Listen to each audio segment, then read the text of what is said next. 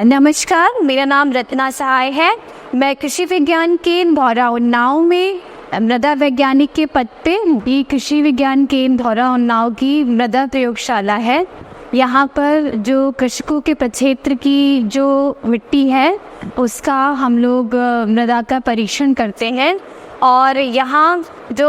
उनकी मृदा होती है उसके जो प्रशिक्षण होते हैं विभिन्न मानकों पे, उसके आधार पर हम उसकी मृदा का रिजल्ट देते हैं। साथ ही जो फसलें वो लगाने जा रहे हैं उस फसल के अनुसार हम जो संस्तुति होती है उसे मृदा स्वास्थ्य कार्ड में लिख कर देते हैं।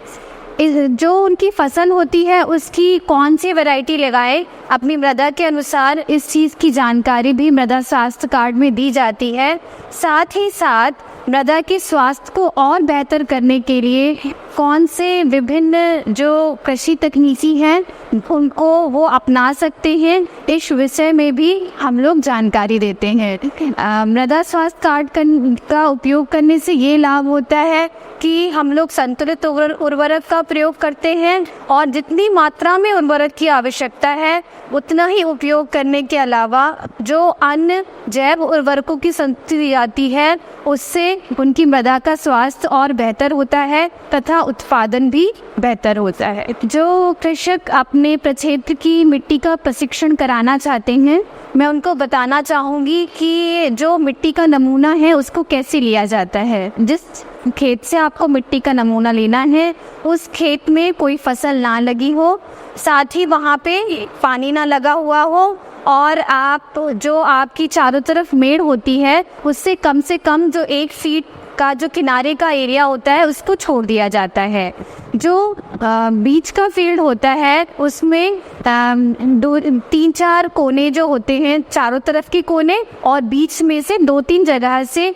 ऐसी जगहों का चुनाव किया जाता है जहां पर पहले से कोई रसायन ना हो या कोई किसी और प्रकार की गोबर खाद या अन्य कोई केमिकल ना पड़ा हो। उस स्थान पर फिर हम लोग क्या करते हैं, आपके पास अगर हो तो अगर, अदर नहीं तो जो खुरपी होती है उससे हम वी आकार का जो 15 सेंटीमीटर लगभग जो गड्ढा होता है वो करते हैं और इस गड्ढे में से दोनों तरफ से मृदा जो होती है वो निकाल ली जाती है। जब हम सारे गड्ढों से मृदाओं को जो हमने